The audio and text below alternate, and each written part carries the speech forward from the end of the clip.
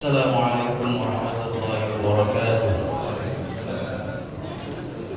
Alhamdulillah wa wassalatu wassalamu ala nabiyil mustafa sayyidina maulana Muhammadin wa ala alihi wa sahbihi as-sidqi wal wafa. Alhamdulillahil alamin. Kita masih bersyukur kepada Allah karena pada malam ini kita dipertemukan kembali pada malam ke-27.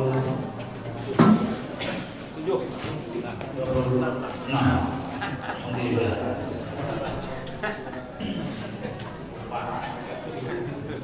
Kita patut bersyukur kepada Allah dan selalu berusaha melaksanakan puasa ini dengan sesuai mungkin juga pada sunnahnya. Semoga perjalanan kita dapat raih dari Allah Subhanahu wa taala dan Allah. Saudara selalu semoga Allah selalu limpahkan pada diri kita Nabi besar Muhammad sallallahu alaihi wasallam, para keluarganya, para sahabatnya, terutama kepada kita semua yang senantiasa berusaha melaksanakan sunnah-sunnah. Amin. Para asatidzah yang dimuliakan Allah Subhanahu wa taala, juga para jamaah yang setia. Ada sebuah hadis Rasulullah yang sangat populer diriwayatkan oleh Bukhari Muslim, berarti hadis ini sahih, berarti ceritanya fakta. Ada tiga orang pemuda, sudah paham semua, terjebak di dalam gua karena berteduh karena hujan. Berteduh di dalam gua, tiba-tiba batu turun menutupi guanya sehingga mereka tidak bisa keluar. Lalu salah seorang dari mereka, silahkan kalian bertawasul dengan amal perbuatan kalian, mohon kepada Allah dengan amal perbuatan yang diharapkan tidak karena Allah. Mudah-mudahan Allah membuka sedikit tentang batu tersebut. Yang pertama, bertawasul kepada Allah, ya Allah, saya pernah berbuat baik hanya mengharapkan ridhomu, yaitu memerah susu kambing, tapi yang aku utamakan adalah memberikan dulu kepada orang tua saya, walaupun anak saya meremeh. Sampai suatu saat karena kami menggembala terlalu jauh sehingga datang malam, ternyata orang tua kami sudah pada tidur. Kami nunggu, setelah memerah kami nunggu, tidak memberikan kepada anak-anak dan istriku dulu, walaupun anak-anakku masih terus menangis merengek karena kelaparan. Sampai hampir subuh baru orang tuanya bangun, susunya baru dikasih kepada orang tuanya. Ya Allah, seandainya itu merupakan aku berharap ridhomu, ya Allah, tolong buka batu ini. Akhirnya dibuka, sedikit bergeser tapi belum bisa untuk keluar. Yang kedua, ya Allah, saya pernah mencintai seorang perempuan, yaitu sepupu saya. Saya ngebet banget sama dia sampai berusaha mengumpulkan 100 dinar untuk dikasihkan sama dia sehingga dia mau melayani saya walaupun belum menikah. Tetapi ketika hampir terjadi seperti itu, dia berkata, wahai Allah, takutlah engkau kepada Allah melihat. Pada saat itu saya sadar dan hanya mengharapkan ridhomu, sehingga saya tidak mau melakukan hal itu karena mengharapkan ridhomu. Ya Allah, seandainya ini merupakan wasilah bagi ini, tolong batu itu digeserkan. Akhirnya bergeser sedikit lagi, tapi masih belum buka, belum bisa untuk keluar.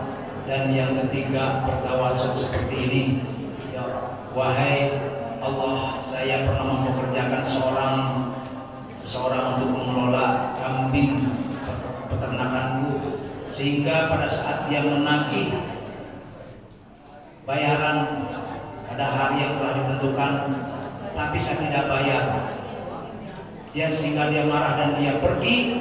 Tetapi dalam kesadaranku, saya kembangkan itu ternaknya, bahkan diberikan sawah dan sebagainya, sehingga suatu saat dia datang, wahai Allah, tolonglah kembalikan hakku kepadaku. Lalu saya berkata kepada dia, ambillah seluruh ternak sapi, kambing dan sebagainya, dan ambillah di tanah milikmu, silakan. Wahai hamba Allah, jangan bercanda, takutlah kepada Allah, jangan bercanda. Wahai sahabatku, saya tidak bercanda, silakan. Uang yang hakmu itu aku telah kembangkan menjadi ternak yang sangat banyak, dan itulah hakmu. Akhirnya, ya Allah, seandainya ini aku berbuat seperti itu hanya karena mengharapkan ridhomu, tolonglah buka, sehingga batu bergeser lagi dan dia mereka bertiga bisa keluar. Ini hadisnya sahih, berarti fakta ibrah. Dan saya akan bercerita juga sebuah fakta bahwa tawassul dengan amal perbuatan, tapi intinya adalah poin yang pertama. Yang pertama adalah karena berbakti kepada orang tua. Berbakti kepada orang tua adalah perintah Allah setelah zaman musyrik. La tusyriku billahi wa bil walidaini ihsana. La tusyrik billah wa bil walidaini ihsana. Jangan sekali-kali musyrik, mempersekutukan Allah, dan berbuat baiklah kepada kedua orang tua. Seorang pemuda yang telah menikah, lalu dia tinggal di kakek istrinya karena masih miskin.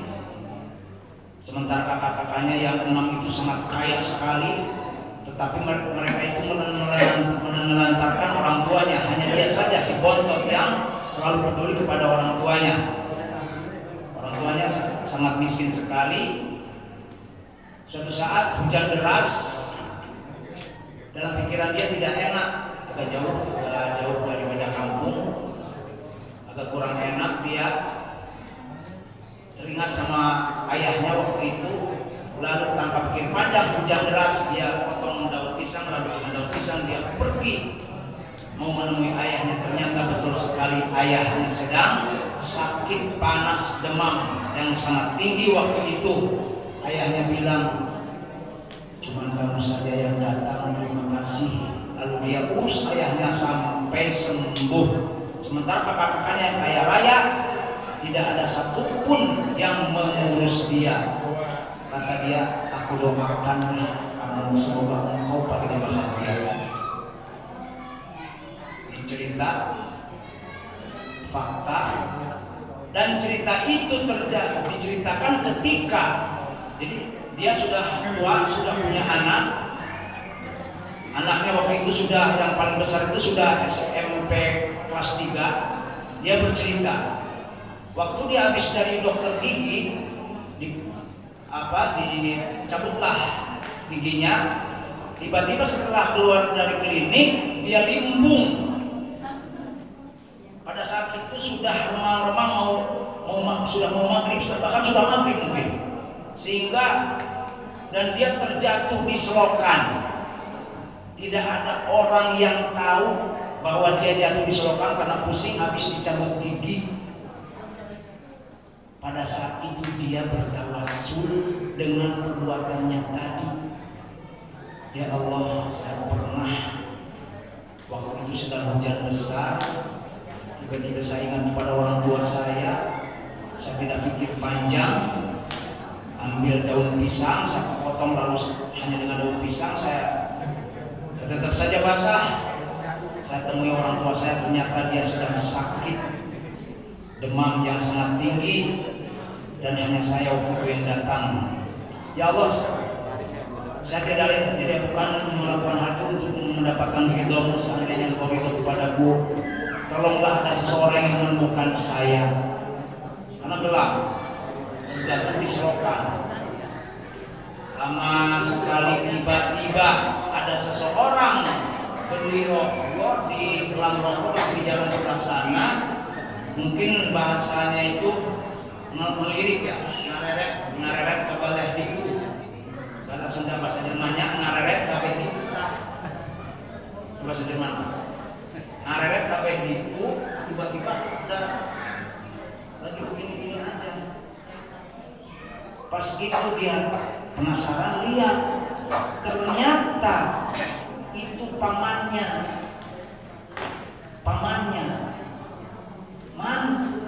Mamang sedang apa di sini? Masya Allah. Jadi dia, Allah mengirimkan ponakannya. Alasan apa? Wasilahnya membeli rokok, tiba-tiba melirik ke sebelah sana. Ternyata ada orang di selokan, ternyata pamannya, ada ayahnya. Nah, dia tadi bertawassul seperti itu. Nah, tapi intinya yang kita pelajari sesuai dengan judul yang diberikan adalah bahwa tawassulnya tadi dengan perbuatan baik kepada orang tua. Orang tua saya bilang begini, ketika anak masih kecil, anak adalah titipan dari Allah kepada orang tua supaya dididik sampai besar. Tapi ketika mereka sudah sepuh, berbalik taklifnya bahwa orang tua tanggung jawab anaknya. Allah menitipkan orang tua kepada anak ibarat kita menitipkan, mohon maaf, domba atau kambing kepada seseorang untuk dipelihara. Ketika seseorang menitipkan ternak kepada seseorang, lalu ternak itu dipelihara dengan baik, dikasih makan dengan baik, diurus dengan sebaik mungkin, kambingnya senang, yang menitipkannya juga senang. Tetapi kalau ketika dititipkan itu dia tidak diurus, tidak dikasih makan, dikasih makannya dulu saja asal baik, sehingga kambing itu kurus, kita tidak memelihara orang tua, menelantarkan orang tua, mungkin kambingnya tidak marah, tapi yang menitipkannya itu marah. Begitu juga ketika orang tua kita sudah sepuh lalu kita tidak urus, mungkin orang tua kita tidak marah. Yang marah siapa? Allah. Sehingga orang-orang yang menelantarkan orang tuanya bahkan sampai tega menitipkannya di panti asuhan. Orang tua mungkin tidak marah, cuma kok tega banget gua dititipin di panti asuhan.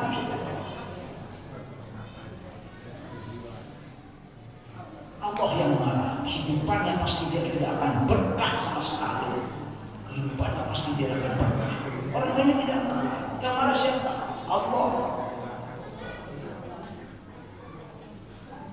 Ada sebuah kisah anak-anak.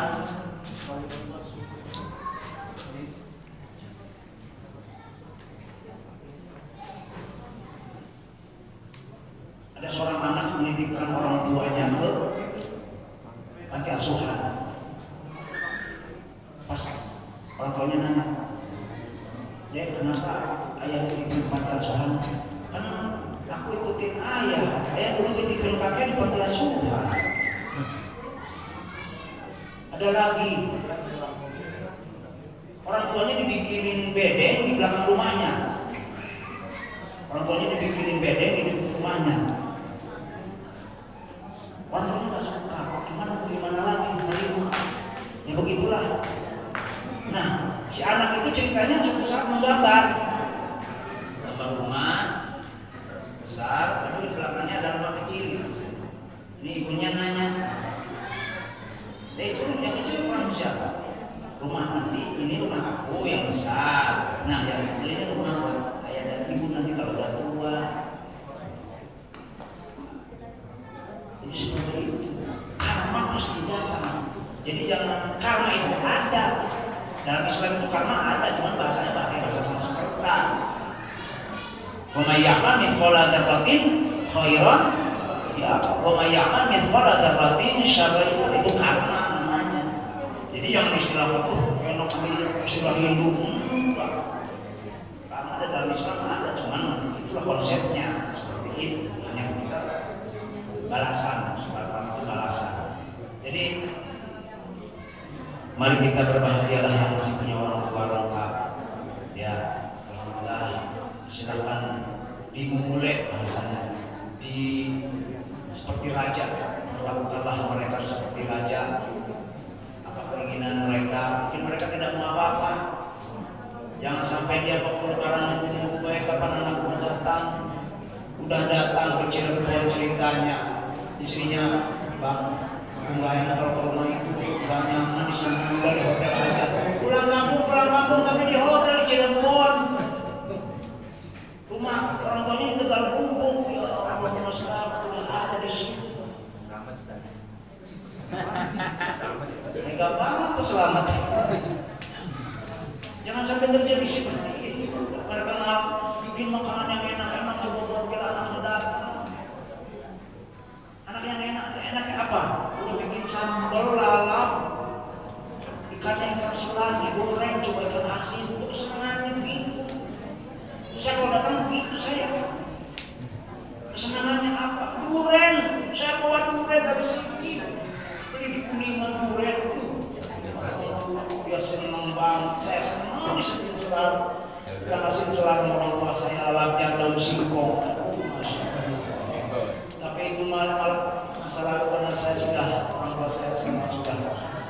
Dia wafatnya oleh Allah Subhanahu wa Ta'ala. Ya berbahagialah yang masih ada orang tua yang lengkap. Walaupun misalnya tinggal satu, tinggal ibu atau tinggal ayah, yang melakukan mereka dengan baik sesuai dengan perintah Allah. Jangan sampai Allah marah kepada kita dan kita melantarkan kepada orang tua. Na'udzubillah min dzalik. Hadanallahu wa iyyakum ajma'in. Semoga kata-kata dan kata-kata yang kurang berkenan. Usikum wa nafsi bittaqwallahi wa ta'atihi la'allana minal-muflihin. Billahi taufiq. Assalamualaikum warahmatullahi wabarakatuh. Bismillahirrahmanirrahim. Alhamdulillahirabbil alamin. Arrahmanirrahim. Maliki yaumiddin. Iyyaka na'budu wa iyyaka nasta'in. Ihdinas siratal mustaqim. Shiratal ladzina an'amta 'alaihim ghairil maghdubi 'alaihim waladdallin.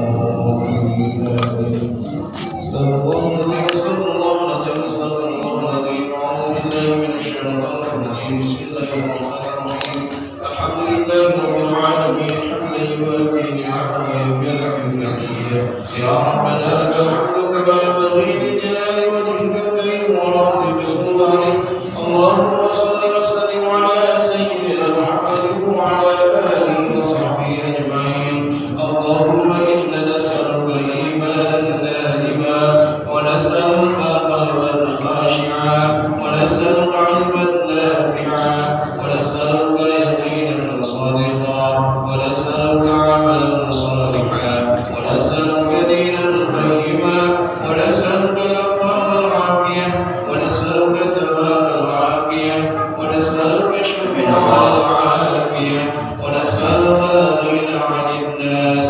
Allahumma innaka 'afuwwun karim tuhibbul 'afwa fa'fu 'anna. Allahumma inna nas'aluka ridhaka wal jannah wa na'udzu bika min sakhatika wan nar. Allahumma rabbana taqabbal minna salatana wa siyamana wa qiyamana wa tashfa'na wa tadharrana wa ta'budana wa tamin taqsirana ya Allah ya Allah ya Allah ya arhamar rahimin.